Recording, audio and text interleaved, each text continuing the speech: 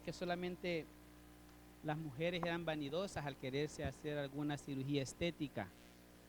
De verdad, ¿verdad? A veces yo creí que solo las mujeres tenían eso, pero también los hombres tenemos ese tipo de vanidad, ¿verdad? Algunos se quieren hacer cirugía plástica, ah, algunos gastamos muchas horas en el gimnasio, queriéndonos ver esbelto. Yo siempre he dicho que detrás de una panza hay un six pack, ¿verdad? Ajá, ¿verdad? Y tenemos ciertas partes de nuestro cuerpo que no nos gustan y tal vez en alguna ocasión deseamos poderlas corregir, por ejemplo los dientes, ¿verdad? Y vamos ahí con la doctora que nos ponga, que nos saque que nos ponga ahí los frenos, braces decimos, los frenos, ¿verdad? O si se nos cayó una muela, ¿verdad? Y ir con el técnico dental para que nos haga una muela. Entonces, en ocasiones queremos corregir los dientes, la nariz, la papada, ¿verdad? Todo esto de acá, dice, por favor, rebájemele un poquito las orejas, que a veces las tenemos, me les puede poner, aunque sea ahí, un poquito de glue para que no se vean mucho. Entonces, a otros la arruga, ¿verdad? Mire, es que aquí se me hace no una pata de gallo, sino que parece de ganso, ¿verdad? Grande. Entonces, tenemos esas partes que no nos gustan. Y usted me pregunta, pastor, ¿cuál es la parte que no le gusta de usted? No se la voy a decir, ¿ok? Pero cada uno tiene eso que es el lunar en la nariz. No, no me gusta mucho, ¿verdad? Y dentro del cuerpo de Cristo hay partes que se tienen que corregir también, especialmente dentro del liderazgo de toda congregación, dentro del equipo de servidores que son responsables de un ministerio o que pertenecen a un ministerio que forma parte de la logística de todo servicio. Las congregaciones sufren cambios debido a su liderazgo, a la conducta de ellos y a la doctrina que profesan. Óyeme bien, iglesias que han empezado muy bien en cuanto al liderazgo o que han tenido muy buena doctrina o que han tenido muy buena enseñanza, con el tiempo van mermando y van bajando porque el liderazgo o los que se encargan de conducir estas congregaciones comienzan a perder ese brillo o esa responsabilidad. No es suficiente el querer exhortar a una congregación desde un púlpito. Yo se lo he dicho a los hermanos, para usted es el pastor, sí, pero yo enseño desde el púlpito cuál es lo que tenemos que hacer como iglesia. Sin embargo, hemos aprendido que no es suficiente exhortar a una congregación desde el púlpito, sino que se tiene que ver cuál es la base que sostiene la enseñanza que se está dando. Hermano, como iglesia necesitamos revisar nuestras bases. Como cristianos en forma personal necesitamos revisar nuestras propias bases cristianas, el fundamento que nosotros tenemos. Por esta razón he titulado a nuestro estudio Bajo la lupa de la Biblia. Oiga bien, bajo la lupa de la Biblia. Usted sabe qué es una lupa. Es un lente que usted utiliza para poder examinar con más detalle lo que usted está viendo. No le quise poner bajo el microscopio, ¿verdad? Porque sería más profundo. Una lupa, creo que todos podemos ir a la Nairinaya, agarrar una lupa y comenzar a escudriñar. Pero en este día la lupa no va a ser una lupa regular. Este día va a ser la Biblia, que es la que va a ser el lente con el que nos vamos a estar viendo. Va a ser el espejo con el cual nos vamos a estar comparando. Examinaremos la conducta familiar, personal y doctrinal de todos aquellos que son llamados a ser ministros de Jesucristo. Hoy aprendimos algo bien importante en la clase. Dice, todo creyente es un ministro. Si usted cree en Jesucristo, si usted lo recibió como su Señor y su Salvador, si usted profesa ser cristiano, usted es un ministro. Entonces, en cierta manera, esto también va a ser con usted, no solamente con el liderazgo. Uno va a decir, oh, y el pastor va a agarrar a los líderes, a los servidores y acá y... No, vamos a agarrar cada uno nuestra parte. Abra su Biblia, por favor, Tito capítulo 1, versículo 5 al 9. Recuerde que estamos estudiando una iglesia en problemas. Era el primer estudio, ¿verdad? Y el estudio de la semana pasada fue la importancia de saber quién eres. Decíamos, ¿usted cómo es? ¿Usted quién es? ¿Es un siervo, un enviado o un llamado, verdad? O un conocido de Dios. ¿Quién es usted? Y ahora vamos a estar bajo la lupa de la Biblia. Tito capítulo 1, versículo del 5 al 9. Cuando la encuentre, le invito a que se ponga en pie para mayor reverencia a la palabra del Señor.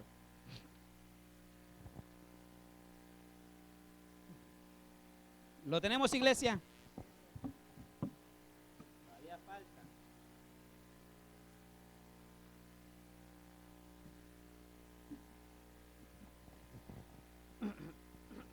Muy bien. Perdone que ando un poco mal de la garganta, la alergia del cambio de tiempo molesta mucho. Dice el Señor en su palabra: por esta causa, lo leemos todos juntos, amados. Por esta causa te dejé en Creta, para que corrigieses lo deficiente y establecieses ancianos en cada ciudad, así como yo te mandé. El que fuera irreprensible, marido de una sola mujer, y que tenga hijos creyentes, que no estén acusados de disolución ni de rebeldía. Porque es necesario que el obispo sea irreprensible como administrador de Dios, no soberbio, no iracundo, no dado al vino, no pendenciero, no codicioso de ganancias deshonestas, sino hospedador, amante de lo bueno, sobrio, justo, santo, dueño de sí mismo. Aquí va la doctrina: retenedor de la palabra fiel, tal como ha sido enseñada, para que también pueda exhortar con sana enseñanza y convencer a los que contradicen. Vamos a orar. Dios nuestro, gracias te damos en esta mañana por tu palabra. Suplicamos, Señor, que tu Espíritu Santo prepare nuestras mentes y nuestros corazones para poder recibir este mensaje. Que podamos, Señor, crecer, madurar, aprender a través de él. Y que nos demos cuenta que cada uno de nosotros como cristianos estamos siendo llamados a ser ministros, pero que también como ministros necesitamos tener una conducta, como dice tu palabra, basada en la piedad. Señor, háblanos al corazón en este día. Suplico, Señor, que quites de nuestras mentes y nuestros corazones todo pensamiento que no esté de acuerdo a tu voluntad, todo aquello que en esta mañana nos esté estorbando, todo aquello que en esta mañana sea algo que nos motive para juzgar, señalar o criticar a otros. Te rogamos, Señor, que me des, Señor, una doble porción de tu gracia para poder enseñar como tú quieres, Señor, con palabras que sean adornadas con tu Espíritu Santo, Señor, y que podamos recibirla y que podamos aprenderla y practicarla, Señor. Háblanos al corazón entonces esta mañana en el nombre de Jesús. Amén. Pueden tomar sus asientos, mis amados. De acuerdo al texto que hemos leído esta mañana, es muy probable que usted esté pensando que hoy vamos a criticar a los pastores, a los directivos y a los líderes de ministerio. Lo que enseña esta porción en realidad tiene mucho que ver con ellos. Pero si consideramos que todo creyente es un ministro, entonces no solo aplica al liderazgo de una congregación, sino que a cada creyente en particular. Así es que no es mi intención criticar, señalar, juzgar a ninguno de los que estén en liderazgo dentro de esta congregación o en cualquier otra, o aquellos que nos estén escuchando. Quiero que eso quede claro. Mi propósito no es criticar, no es desanimar, sino que tengamos una base no solo para reorganizar nuestras prioridades en nuestra vida diaria, sino también en el ministerio que Dios nos ha dado para poderle servir. A ese ministerio que Dios nos ha llamado a que practiquemos los dones y talentos que Él ha depositado en nuestras vidas para la edificación del cuerpo de Cristo. Entonces, quiero que le quede claro, no es una crítica, no es un desánimo. Es para que usted y yo nos pongamos bajo la lupa de la Escritura como servidores, como líderes, como pastores y como creyentes. ¿Cuál es la conducta que deberíamos de tener al llamarnos cristianos? Porque decimos que todo creyente es un ministro. ¿De acuerdo? Quiero preguntar, ¿sabe usted cuál es el don que Dios le ha dado? ¿Sabe usted cuál es el don que Dios le ha dado? ¿Sabe cómo puede ponerlo al servicio de Dios? Bueno, si su respuesta es no, yo lo voy a invitar a que asista este miércoles al estudio bíblico, porque eso vamos a trabajar, y eso vamos a aprender. Si su respuesta es sí, veamos entonces a través de la Escritura cómo lo estamos aplicando y cómo Dios demanda que lo apliquemos. Y estábamos diciendo en los estudios anteriores de que esta carta fue escrita para un joven pastor, un joven ministro que iba a ir, que llevaba una misión difícil a una isla, la isla de Creta. Y lo que descubríamos en los primeros dos estudios es que las congregaciones cristianas de Creta tenían un problema, y ese problema es que se había abierto una brecha entre lo que ellos decían creer y lo que estaban practicando. Había una separación. Por eso es que Pablo le dice en el versículo 5, por esta causa te dejé en Creta, para que corrigieses lo deficiente y establecieses ancianos en cada ciudad, así como yo te mandé. Entonces, no es nuevo lo que sufre muchas veces el cristianismo en la era moderna. No es nuevo, en la iglesia moderna se puede ver esto. En los cristianos de la actualidad también podemos apreciar este estilo de vida, decir que somos cristianos, pero nuestras vidas o sus vidas demuestran todo lo contrario. Esa es una brecha. Y no es nuevo porque ya los cristianos de Creta lo estaban viviendo. Por esta razón, Pablo le dice, ¿sabes qué? Tienes que corregir lo deficiente. Y el trabajo de Tito era el trabajo de un ortopeda. ¿Alguien sabe qué es un ortopeda? ¿Qué? ¿Alguien me puede decir así en pocas palabras? El que le revisa los pies, el hueso, los huesos. Hermano, el ortopeda es aquella persona encargada que hacerle un diagnóstico de qué miembro de su cuerpo está mal o torcido, estamos hablando físicamente, y luego al darle el diagnóstico, él le dice, mire, usted necesita que le pongamos una platina aquí, ¿verdad? Por ejemplo, hace poco vino un hermano que le sacaron la rodilla y le pusieron una rodilla. El muchachito de la batería, nuestro hermano Larry, le pusieron ¿cuántos tornillos? 7 tornillos en el tobillo. Y ya está listo para el campeonato de fútbol del próximo año. ¿Ah? Entonces, ¿con quién fue? Con el ortopeda. El ortopeda le dijo, ¿sabes qué? Tienes este problema y lo vamos a corregir. ¿Y cómo lo vamos a corregir? Vamos a tener que abrir, cortar, poner, clavar, soldar, etcétera. Entonces, Tito es lo que iba a hacer. Iba a diagnosticar la rotura de la iglesia, esa brecha, y se iba a encargar también de aplicar el tratamiento al cuerpo de Cristo que estaba sufriendo en ese momento. ¿Me estoy dando a explicar? Nadie dijo que iba a ser un trabajo fácil.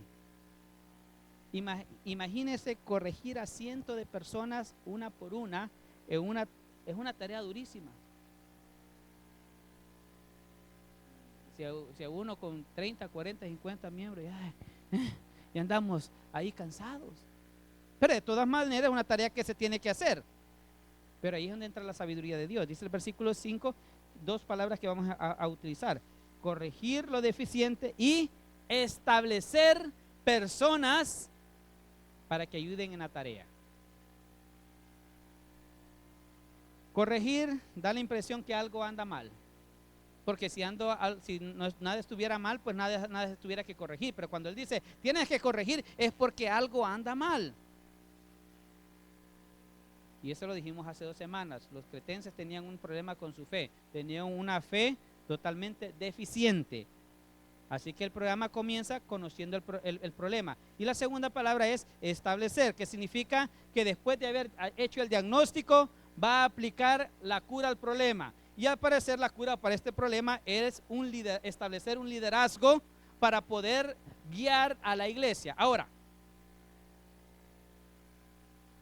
para poder establecer el liderazgo, poder establecer bien, con características bien definidas, es lo que vamos a hablar en esta mañana.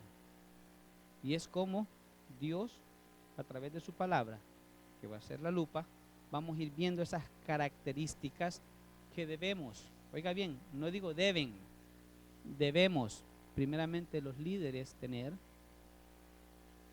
para poder sostener una carga o una responsabilidad dentro de la congregación. Esto no es para evaluarlos y cuando encontremos deficiencia usted diga, pues yo cuiteo. No es para eso, porque Tito no le está diciendo y a los que encuentres deficiente quítalos. No, ¿qué le dice? Tiene que corregir, que es diferente. Usted su carro solo porque se le pinchó una llanta, ¿lo va a tirar al yonque? ¿Qué es lo que hace usted? Corrige el problema. Va y le pone una llanta nueva, la pone un parche, le pone una llanta nueva, lo vuelve a poner y ya está el carro corriendo otra vez. De igual manera, hermanos que son líderes en esta congregación, no es para que usted diga, pues pastor, yo mañana ya no soy, es más, desde ahora, después del servicio, ya no soy líder, ya no soy servidor. No, se trata de que si hay algo que no estamos haciendo bien, lo podamos, ¿cómo? Corregir. ¿Sí me entiende? Y de eso se trata, de corregir. Ahora, dicho esto, veamos lo que dice la Biblia. Punto número 1, en busca de líderes. El versículo 5 dice, por esta causa te dejé en Creta para que corrigiese lo deficiente y establecieses ancianos en cada ciudad, así como yo te mandé. En este versículo vemos cómo Pablo le dice a Tito, necesitamos líderes dentro de la iglesia, necesitamos personas que quieran tener esa responsabilidad de poder guiar, de poder servir, de poder atender la grey del Señor. La palabra anciano no se refiere a viejitos. Y va a comenzar a que vamos a buscar los más ancianos de la iglesia. No. Está hablando de personas que tienen una responsabilidad. Porque si ese fuera el caso, yo no cumpliera con ese requisito, ¿verdad? Pastor, usted tiene que ser anciano. Mire, me ha pasado. Hace 2 años fuimos con el hermano Daniel a un convivio de matrimonios que nos invitaron allá a Santana. Y nos fuimos. Y el pastor amigo pues, que nos conocía, pasen adelante, aquí nos dio una mesa, nos sentamos y de repente llegó el pastor que estaba dando la disertación y dice, ¿qué tal hermano pastor? Y saludó al hermano Daniel. Y dije yo, no la pego como pastor porque me ven muy cipote, dije yo. Hermano, no se trata de la edad, se trata, cuando dice anciano, personas con responsabilidad. ¿De acuerdo? Ahora, fíjese que se dice que iba un avión y en el avión iban 4 pasajeros. El piloto, obviamente tiene que ir un piloto, ¿verdad? 2 jóvenes y un anciano. El anciano cristiano. Y de repente el piloto se oye, ¿verdad? Usted sabe, señores, tenemos un grave problema acá, la avioneta se va a estrellar y no hay nada que hacer. Así es que solo tengo 3 paracaídas y así es que yo tengo una esposa y una familia que me está esperando, así es que yo agarro el mío, Dios les bendiga, bye. Y se tiró. Y dejó a los 2 jóvenes y al anciano cristiano en la avioneta, ¿verdad? Entonces vino uno de los jóvenes y dijo, bueno, mis estimados amigos, yo soy un científico, mi coeficiente es 175, estoy a punto de descubrir la cura del cáncer y del SIDA, dice, soy un prospecto muy valioso para la humanidad, así es que la humanidad me necesita, ya me voy. Agarró otro y se fue, se tiró.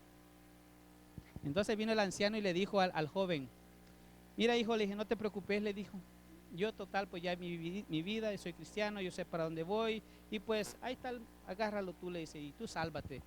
Y viene el joven y le dijo, no se preocupe porque hay 2 todavía, le dijo. El joven inteligente agarró mi mochila, le dijo, y no el paracaídas. Hermano, el liderazgo no descansa solamente en personas inteligentes. Es que yo soy más inteligente que el pastor, así es que yo debería ser el pastor. Yo soy más inteligente que los directivos, así que yo debería ser directivo. Yo soy más inteligente que los servidores, que los líderes, así es que yo debería tener ese cargo. Hermano, sí necesitamos la inteligencia, pero no es suficiente para ser un líder, un servidor de Jesucristo. Necesitamos más que eso. Tito tenía ese desafío de buscar hombres que tuvieran no solo inteligencia, sino que también que tuvieran las características que Pablo estaba diciendo.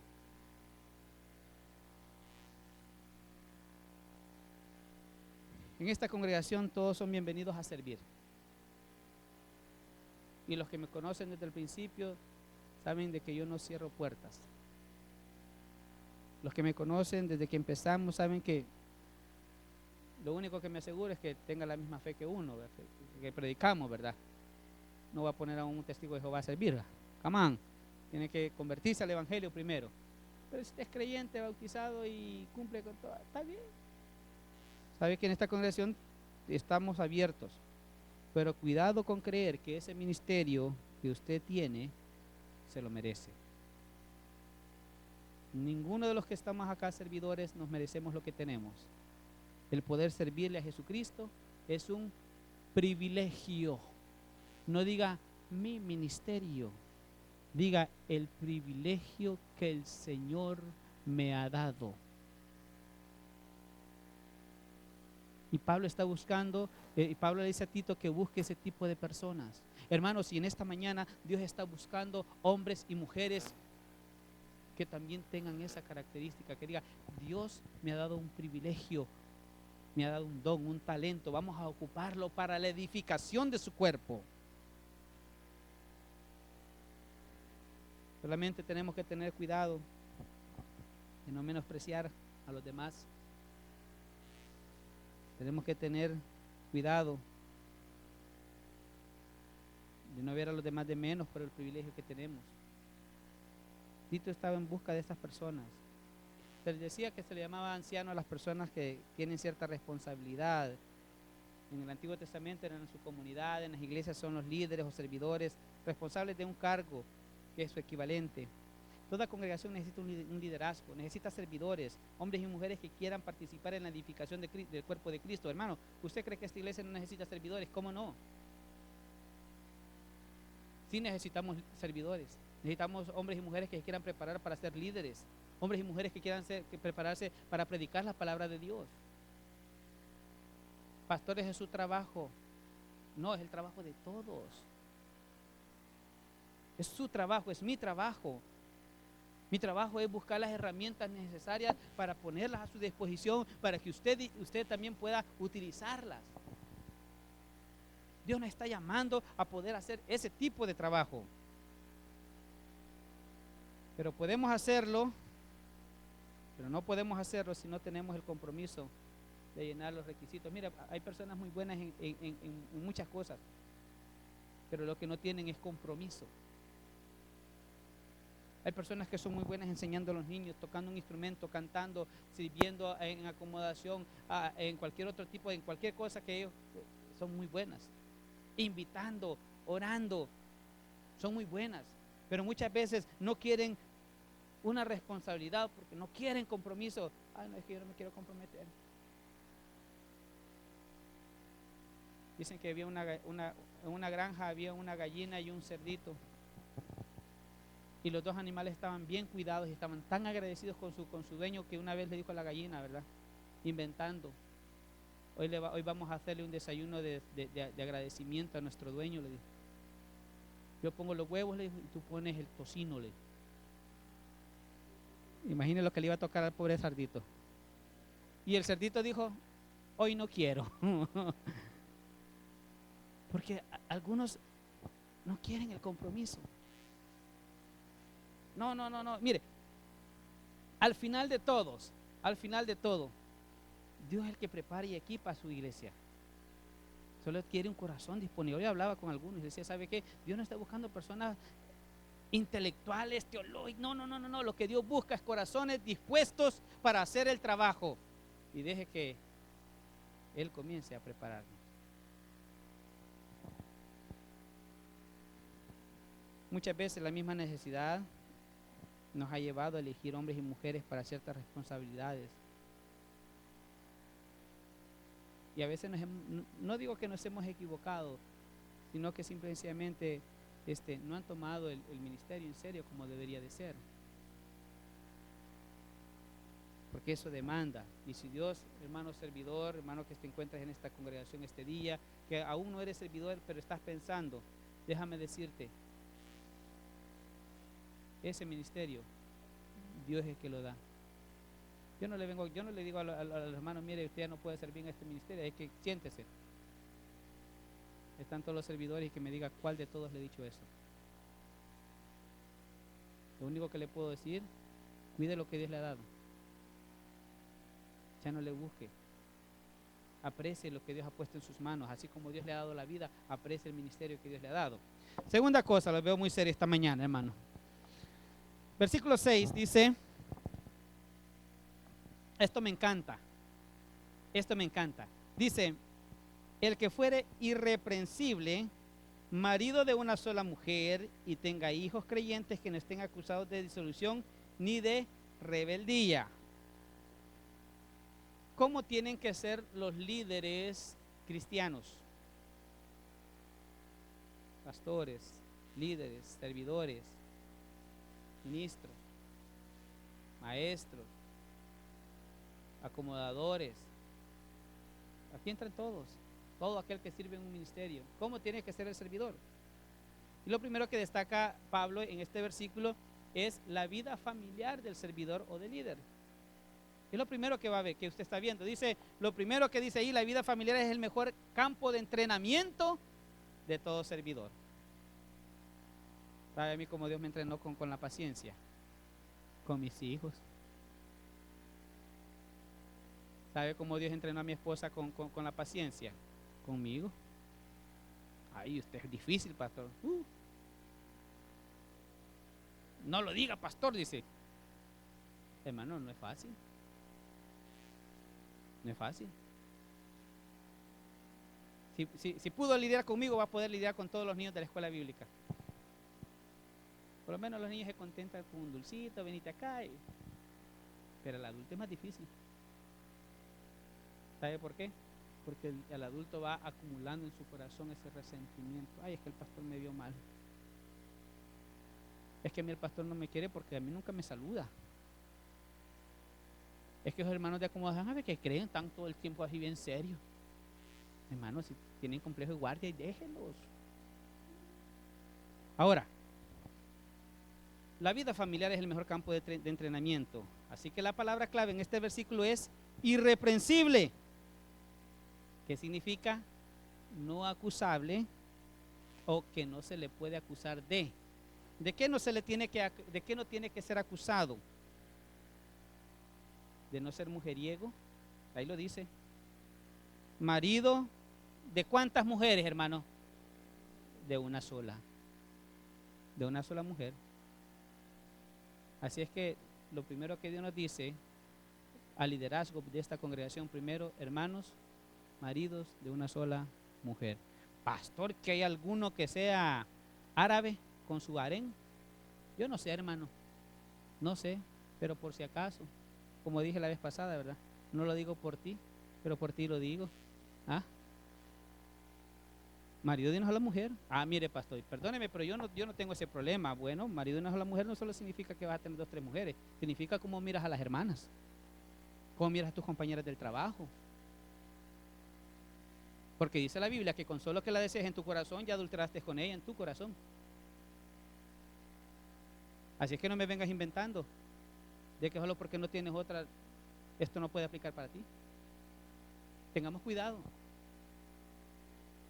Y la segunda cosa de cual no tiene que encontrarse ese problema es de tener hijos que tengan una vida pecaminosa y en rebeldía. Dice ya el versículo 6, y que tenga hijos creyentes que no estén acusados de disolución ni rebeldía. Disolución significa no separarnos, sino hablar de una vida licenciosa para pecar. Fíjese que casi a veces nosotros malinterpretamos el versículo y dice, ya ve, pastor, que sus hijos tienen que ser unos santitos.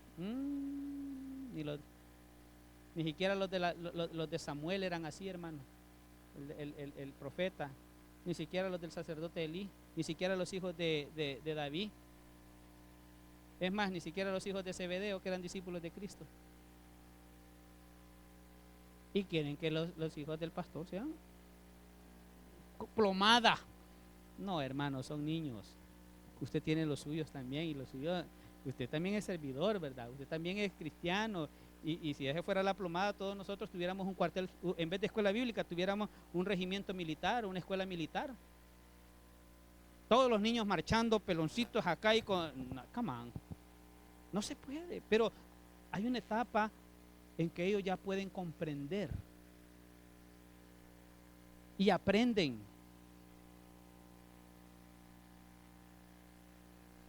Por eso dice que tiene que ser una persona irreprensible, que pueda gobernar bien su casa en ese sentido, dice allá en Timoteo.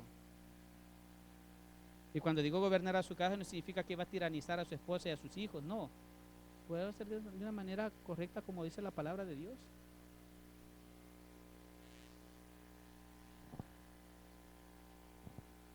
Se da cuenta la gran responsabilidad que tenemos como líderes dentro de la congregación en cuanto a la familia. Pero no solamente hablemos de la familia de los líderes ni de los servidores, también esto aplica para los hermanos de la congregación, en sus casas. Yo soy cristiano, ¿verdad? Y pongo la, qué buena. Ya le vinieron a contar al pastor. No, ahorita me lo está revelando. Soy cristiano, pero en mi casa no. Ni con mi esposa. Ni con mis hijos. Se nos olvida que la esposa también es hija de Dios. Se le olvida también que sus hijos son hijos de Dios. Quiero preguntarle a usted como papá,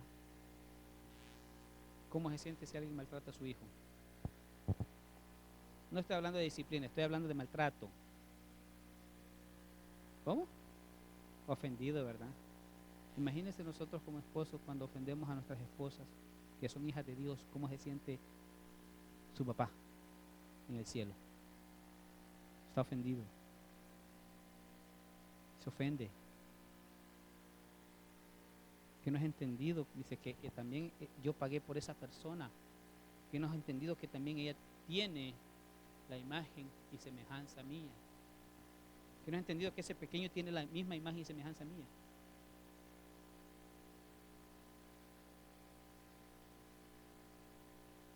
No me vengan a decir que los maestros de escuela bíblica hacen mal su trabajo en la escuela bíblica. Ay, pastores, estos maestros de escuela bíblica no me gustan, porque mi niño nada aprende en la escuela bíblica. Perdone lo que le voy a decir, hermano, pero la primera escuela bíblica que tienen nuestros hijos es la casa.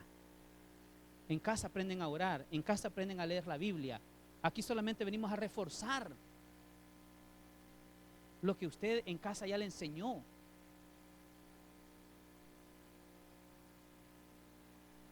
Igual que los jóvenes.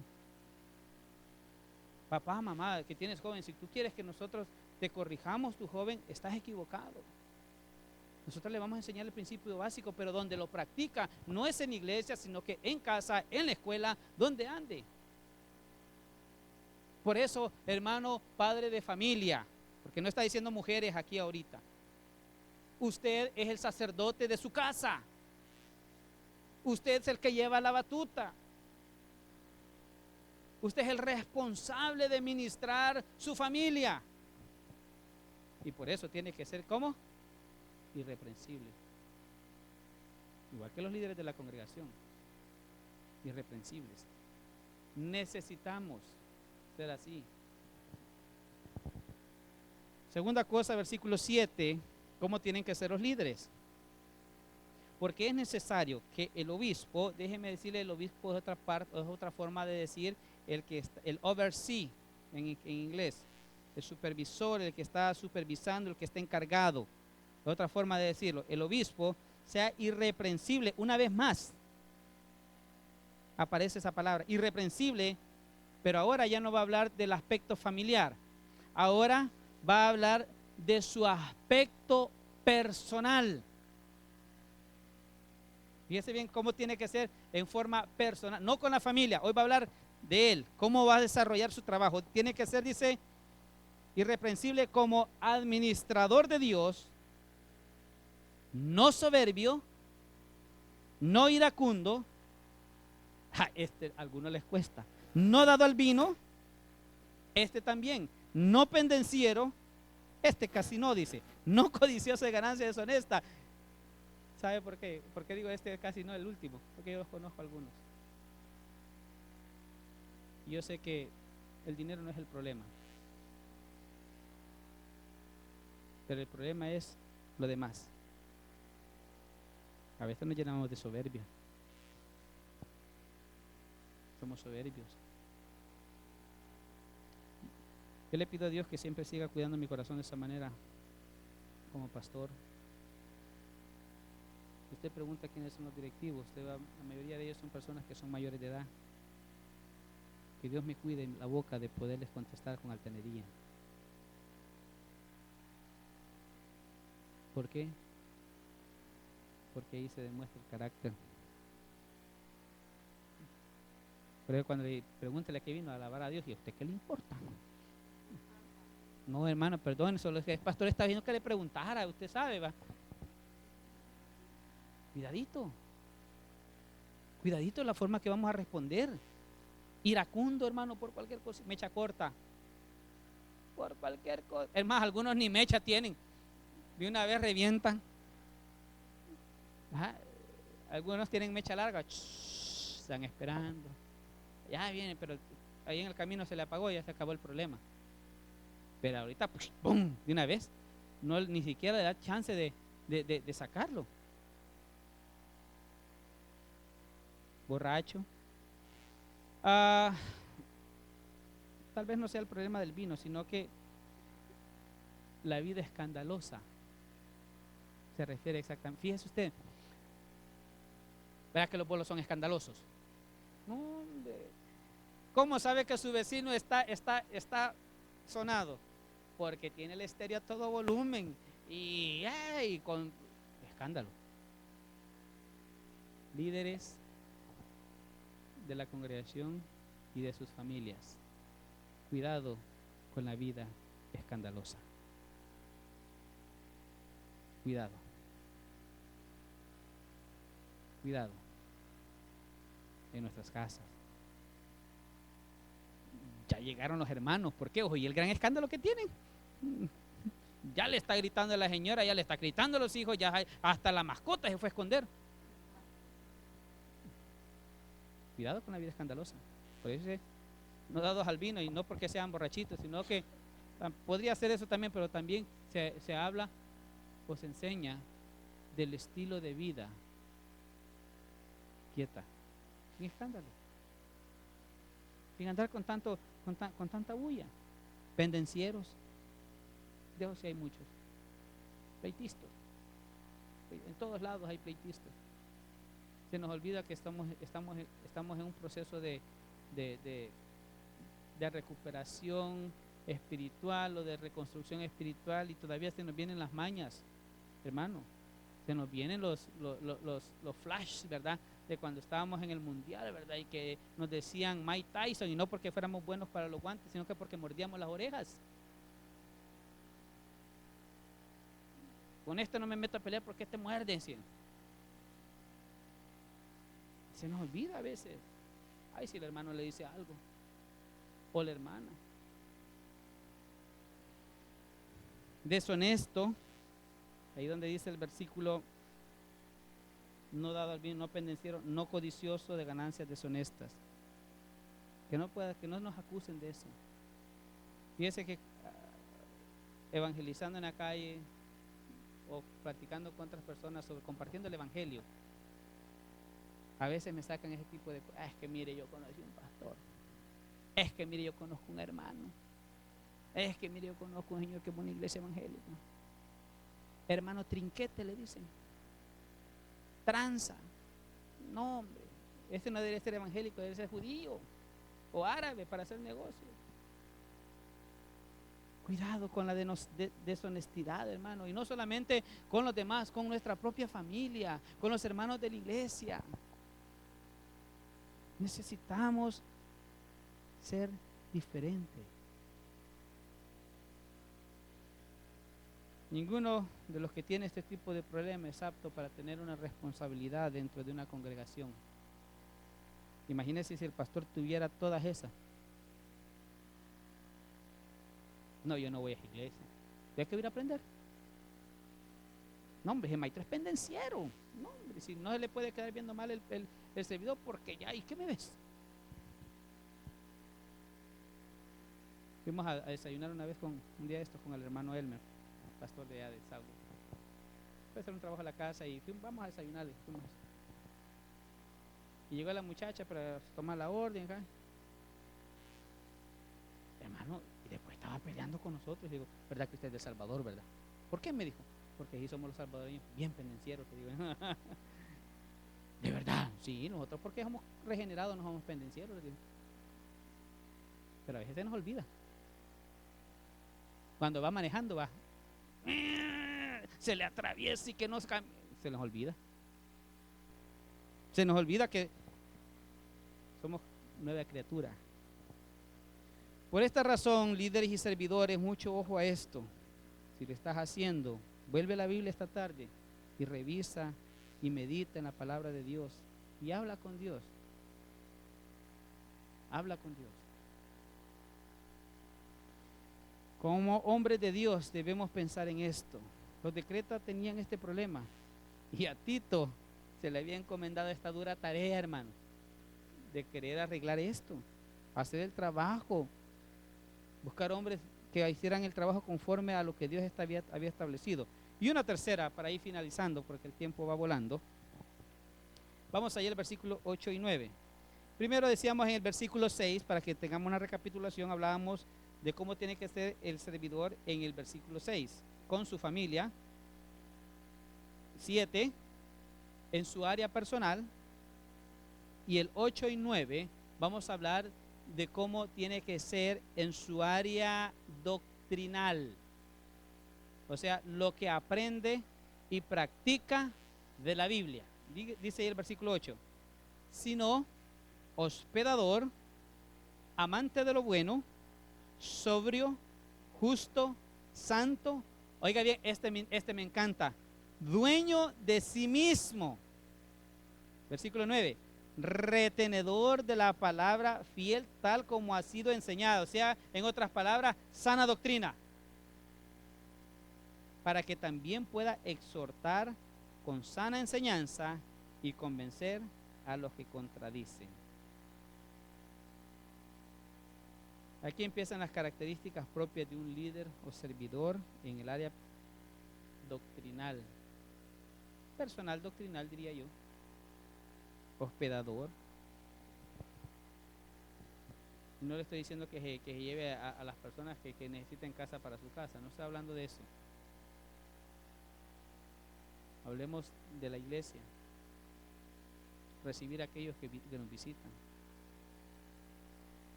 recibirlos con un saludo, que se sientan en casa, que se sientan parte de la familia. Y ese que a veces usted conoce a una persona y lo recibe tan bien que usted siente que lo conoce de años.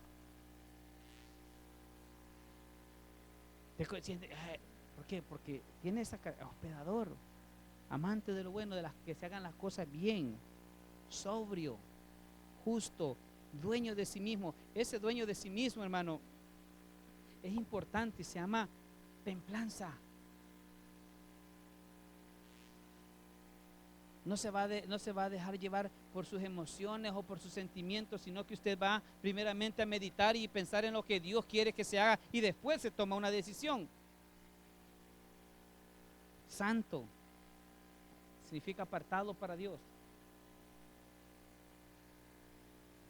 Retenedor de la palabra, que pueda conocer la palabra de Dios. Retenedor de la palabra. ¿Pero para qué la va a retener? Para exhortar con sana doctrina, para convencer. Esa palabra convencer en el original significa amonestar rigurosamente a los que contradicen. No es nada fácil este trabajo, pero si usted es un líder o un servidor de esta congregación, quiero decirle las siguientes palabras de ánimo. Es probable que algunas características buenas o malas de lo que hemos hablado usted tenga, pero el punto final es que si usted ejerce un liderazgo es porque Dios porque Dios sabe que usted puede hacerlo mejor. A nosotros Dios no nos va a dar nada que no podamos manejar. A mí Dios no me va a dar una congregación de 5,000 personas si yo no puedo manejar 5,000 personas, si apenas puedo 4 en mi casa. No lo va a hacer. Por eso Dios nos da conforme a la capacidad que nosotros podemos. Y si usted dice, ay, pastor, es que llame ya y unas 4 de esas ya son mías, y no de las buenas, sino que de las otras, bueno, entonces comencemos a trabajar en eso. Comencemos a cambiarlo. Cambia el chip. Cámbialo.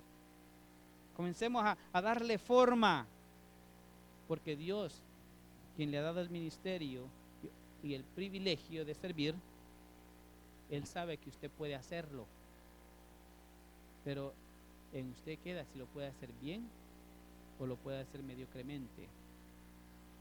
Dios conoce su corazón, Él sabe cuál es la verdadera razón por la que usted está aquí este día.